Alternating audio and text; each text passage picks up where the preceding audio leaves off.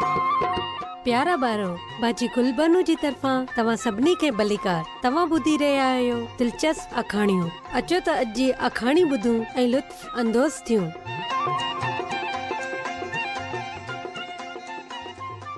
बर्फ में रस्तो। लूकस यसु वटि अचे थो। लूकस हैरान हो। हुन जी बेहतरीन कारीगरी सां ठाहियल शइ जो टुकड़ो ज़मीन ते टुटल पियो हो।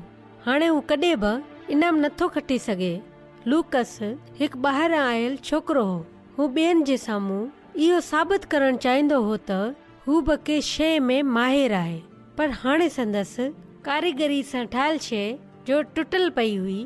लूकस खे अनीता ते शक हो, पर हू इहो साबित नथो करे सघे। हाणे हू अक्सर पंहिंजे स्विट्जरलैंड वारे घर जे जबलनि जी चोटी ते चढ़ी वेंदो हो ऐं हू अक्सर अकेलो हिकु वण ते वेही रहंदो हो ऐं कुझु ठाहींदो रहंदो हो। तूं हिकु सुठो कारीगर आहीं। हैरान थी लूकस आसे पासे ॾिठो। इहो ज़रूर उहो पोड़ो हूंदो जेको पंहिंजी झोपड़ी में रहंदो आहे। कोर्ट में हर को करे उन जे बारे में लिकी ॻाल्हियूं कंदो आहे, पर उन मर्द जे दोस्तनि अखियुनि लूकस खे यकीन ॾियारियो त हू उन ते यकीन करे सघे थो। मूंसां गॾु हल ऐं मां तोखे मुंहिंजी कारीगरी सां ठहियल शयूं ॾेखारियां थो।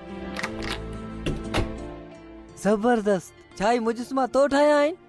कॾहिं न कॾहिं तूं बि अहिड़ा ई मुजस्मा ठाही सघंदे,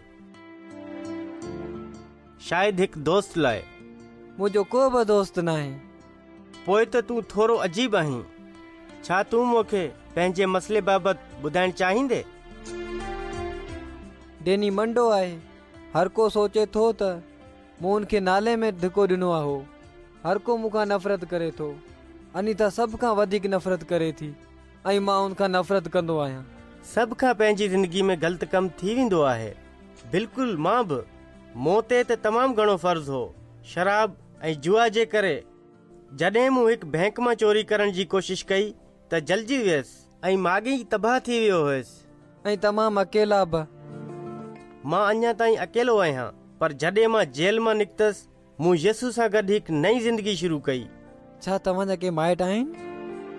मुंहिंजी ज़ाल मरी चुकी आहे ऐं मुंहिंजा 2 पुट सम्झनि था त मां बि मरी चुको आहियां। हिकु कारोबार करे थो ऐं ॿियो हिकु मशहूरु डॉक्टर आहे। हुन केतिरनि माण्हुनि खे ॿाहिरि हलण फिरण जे क़ाबिल बणायो आहे। हू हिन वक़्तु शहर जे अंदरि हिकु होटल में रहे थो। लूकस जे पंहिंजे दिमाग़ में सोचूं उलट पुलट थी रहियूं हुयूं। छा तव्हां सोचे सघो था त हुन जे दिमाग़ में कहिड़ो मनसूबो ठही रहियो? पोड़े मर्द मोहबत सां पंहिंजो हथ छोकिरे जे कुल्हे ते रखियो। लूकस, तूं मूं ते भरोसो करे पंहिंजी परेशानी मूंखे ॿुधाए। छा तूं पंहिंजे हसद बाबति खुदाउन यसू सां ॻाल्हाइणु चाहीं थो ऐं छा उनखे चवणु चाहीं थो हू हर शइ ठीकु करे? लूकस जे चेहरे ते लुढ़क वही रहिया हुआ ऐं हुन खे इन बाबति का बि शर्मिंदगी न थी रही हुई। हुन खुदावन यसू खां माफ़ी घुरियाई। संदसि दिलि सभिनी गुनाहनि खां पाक थी चुकी हुई। ही माॻे सवलो आहे, न रुगो लूकस लाइ पर तव्हां लाइ बि। ऐं अनीता, तव्हां ईंदड़ ड्रामे में उन जे बारे में ॿुधंदा। ठीकु आहे बारो, हाणे बाजी गुलबानो खे इजाज़त ॾियो। ख़ुदा हाफ़िज़।